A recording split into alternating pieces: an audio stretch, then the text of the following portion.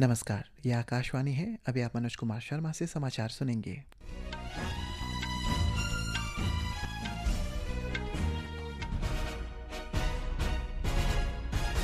पहले मुख्य समाचार। प्रधानमंत्री नरेंद्र मोदी ने कहा, वंदे मातरम एक मंत्र, ऊर्जा, स्वप्न और भारत माता के प्रति एक संकल्प। प्रधानमंत्री ने नई दिल्ली में राष्ट्रीय गीत वंदे मातरम के 150 वर्ष पूरे होने के उपलक्ष्य में 1 वर्ष तक चलने वाले समारोह का उद्घाटन किया। बिहार विधानसभा चुनाव के दूसरे और अंतिम चरण का प्रचार जोरों पर। कई राजनीतिक दलों के नेता मतदाताओं को लुभाने के लिए रैलियां कर रहे हैं। सर्वोच्च न्यायालय ने प्रमुख सार्वजनिक स्थानों को लावारिस कुत्तों और अन्य पशुओं से सुरक्षित रखने के लिए कई दिशा निर्देश जारी किए। भारत ने जमैका में तूफान मेलिसा से हुई तबाही के बाद सहायता भेजी। और मौसम विभाग ने अगले 48 घंटे के दौरान मध्य भारत में न्यूनतम तापमान में 2 से 4 डिग्री सेल्सियस की गिरावट की संभावना जताई। अब समाचार विस्तार से। प्रधानमंत्री नरेंद्र मोदी ने आज नई दिल्ली में राष्ट्रीय गीत वंदे मातरम के 150 साल पूरे होने के मौके पर साल भर चलने वाले कार्यक्रम का उद्घाटन किया। प्रधानमंत्री ने इस मौके पर एक यादगार स्टैंप और सिक्का भी जारी किया है।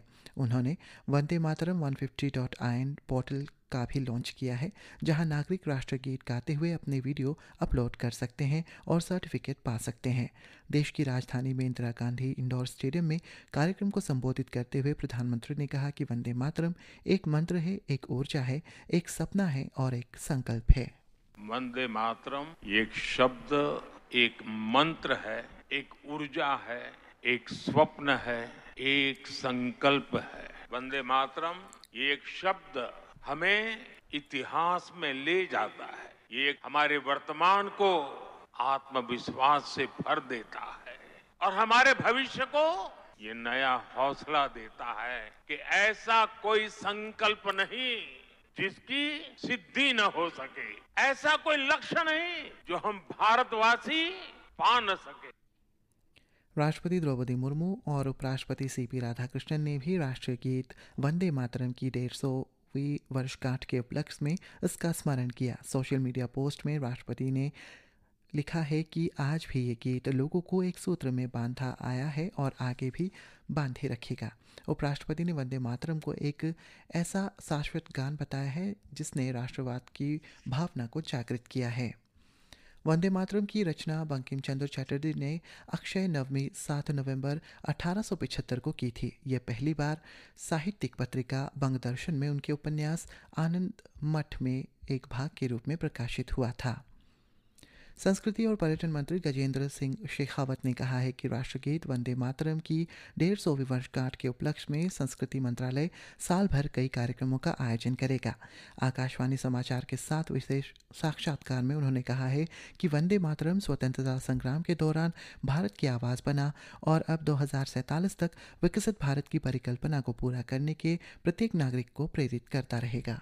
एक भारत श्रेष्ठ भारत का संकल्प आजादी के अमृत काल के शुरुआत में जो माननीय प्रधानमंत्री जी की प्रेरणा से पूरे देश ने लिया था, या हर घर तिरंगा अभियान जिसको अपार सफलता मिली। करोड़ों लोगों ने अपने घर पर माननीय प्रधानमंत्री जी के आह्वान पर सम्मान के साथ में न केवल तिरंगा फहराया, अपितु तिरंगे को हाथ में लेकर के सम्मान के साथ में उसके फोटोग्राफ को सोशल मीडिया पर या डिफरेंट वर्टिकल्स पर अपलोड भी किया। मैं ये मानता हूं कि वंदे मातरम का ये गायन देश में एक नई ऊर्जा का प्रस्फुटन करेगा, एक नए संकल्प की शक्ति का सृजन करेगा, जो ऊर्जा और संकल्प की शक्ति मिलकर इस देश को विकसित बनाने के भाव को और अधिक सुदृढ़ करेंगे। बिहार में राष्ट्रीय गीत वंदे मातरम की 150वीं वर्षगांठ पर कार्यक्रम आयोजित किए जा रहे हैं। गृह मंत्री अमित शाह वरिष्ठ मंत्रियों और भाजपा नेताओं के साथ पटना स्थित भाजपा मुख्यालय में आयोजित समारोह में शामिल हुए। श्री शाह ने कहा है कि वंदे मातरम राष्ट्रीय एकता और अखंडता का प्रतीक है। उत्तर प्रदेश के मुख्यमंत्री योगी आदित्यनाथ ने इस अवसर पर लखनऊ के लोक भवन में स्मृति समारोह को संबोधित किया। श्री आदित्यनाथ ने कहा है कि इस गीत ने लोगों को मातृभूमि की भावना में जोड़े रखने और भारत के शाश्वत सार को प्रतिबंधित किया है। प्रमुख रक्षा अध्यक्ष जनरल अनिल चौहान और रक्षा सचिव राजेश कुमार सिंह ने आज नई दिल्ली के साउथ ब्लॉक में राष्ट्रगीत वंदे मातरम का स्मरण किया।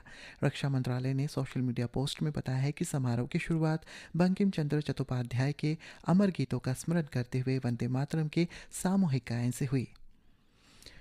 बिहार विधानसभा चुनाव के दूसरे और आखिरी चरण के लिए चुनाव प्रचार अपने चरम पर पहुंच गया है। एनडीए और महागठबंधन के सीनियर नेता और स्टार प्रचारक, साथ ही दूसरी पार्टियों के नेता भी चुनाव वाले इलाकों में ताबड़तोड़ दौरे कर रहे हैं। सीमांचल, मगध, शाहाबाद और चंपारण इलाकों में जिला में अलग अलग पार्टियों के नेता जोरदार चुनाव प्रचार कर रहे हैं। ब्यौरा हमारे संवाददाता से। भारतीय जनता पार्टी के वरिष्ठ नेता और केंद्रीय गृह मंत्री अमित शाह ने आज जमुई में एक चुनावी जनसभा को संबोधित करते हुए कहा कि यह चुनाव बिहार को विकसित बनाने का चुनाव है। उन्होंने कहा कि अगर बिहार को जंगल राज से बचाना है तो लोगों को एनडीए को वोट देना होगा। जनता दल यूनाइटेड के अध्यक्ष और मुख्यमंत्री नीतीश कुमार ने आज पूर्वी चंपारण जिले के पहाड़पुर में एक जनसभा को संबोधित करते हुए कहा कि उन्होंने 20 साल के दौरान बिहार के लोगों से किया गया वायदा पूरा किया है। कांग्रेस के वरिष्ठ नेता राहुल गांधी ने बांका में एक जनसभा को संबोधित करते हुए दावा किया कि बिहार की जनता राजनीतिक रूप से बहुत जागरूक है। राष्ट्रीय जनता दल के नेता तेजस्वी प्रसाद यादव ने अररिया के जोकीहाट में एक जनसभा को संबोधित करते हुए कहा कि महागठबंधन की सरकार बनने पर अगले वर्ष 14 जनवरी को माई बहन योजना के तहत महिला लाभार्थियों को एक मुश्त 30,000 रुपए की राशि दी जाएगी। विधानसभा चुनाव के दूसरे चरण के अंतर्गत आज विभिन्न दलों के वरिष्ठ नेता लगातार कई स्थानों पर चुनावी रैलियों को संबोधित कर रहे हैं। भाजपा के वरिष्ठ नेता और प्रधानमंत्री नरेंद्र मोदी आज औरंगाबाद और कैमूर में 2 जनसभाओं को संबोधित करेंगे। धर्मेंद्र कुमार राय, आकाशवाणी समाचार, पटना। प्रधानमंत्री नरेंद्र मोदी आज शाम वाराणसी जाएंगे। हमारे संवाददाता ने बताया है कि प्रधानमंत्री कल सुबह वाराणसी, खजुराहो और लखनऊ, सहारनपुर सहित 4 वंदे भारत रेलगाड़ियों को रवाना करेंगे।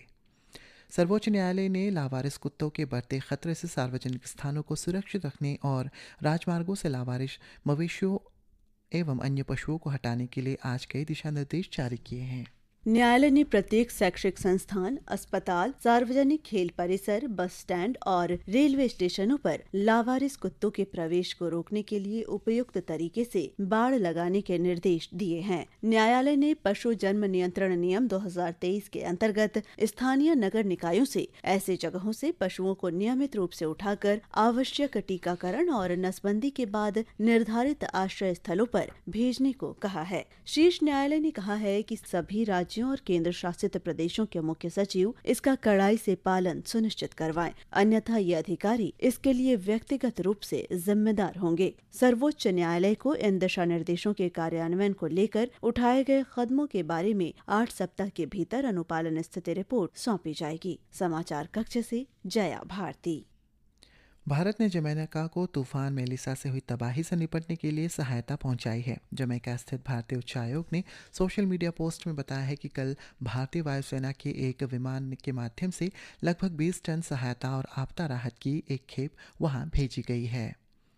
मौसम विभाग ने अगले 48 घंटों के दौरान मध्य भारत में न्यूनतम तापमान में 2 से 4 डिग्री सेल्सियस की गिरावट की संभावना जताई। विभाग ने तमिलनाडु, पुडुचेरी और कराईकल में कुछ स्थानों पर तेज वर्षा का अनुमान भी व्यक्त किया है। सरकार द्वारा कई क्षेत्रों में जीएसटी दरों में कटौती के साथ 22 सितंबर को शुरू किए गए जीएसटी बचत उत्सव से देश भर के नागरिकों को लाभ हुआ है। हमारे संवाददाता ने बताया है कि अगली पीढ़ी के जीएसटी सुधारों से त्रिपुरा की अर्थव्यवस्था को कैसे बढ़ावा मिल रहा है।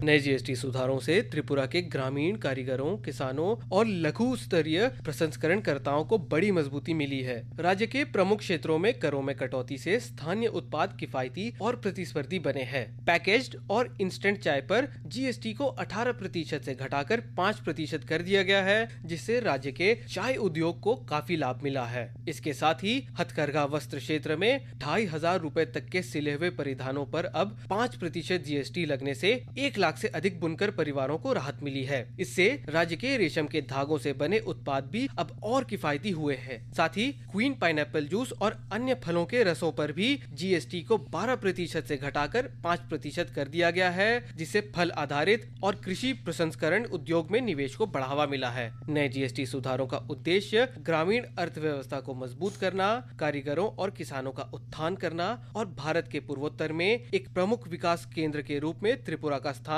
मजबूत करना है। सौम्या के साथ आदर्श, आकाशवाणी समाचार, दिल्ली। अब अंत में मुख्य समाचार एक बार फिर। प्रधानमंत्री नरेंद्र मोदी ने कहा, वंदे मातरम एक मंत्र, ऊर्जा, स्वप्न और भारत माता के प्रति एक संकल्प। बिहार विधानसभा चुनाव के दूसरे और अंतिम चरण का प्रचार जोरों पर। सर्वोच्च न्यायालय ने प्रमुख सार्वजनिक स्थानों को लावारिस कुत्तों और अन्य पशुओं से सुरक्षित रखने के लिए कई दिशा निर्देश जारी किए। और भारत ने जमैका को तूफान मेलिसा से हुई तबाही के बाद सहायता भेजी। इसी के साथ ये समाचार बुलेटिन समाप्त हुआ। नमस्कार।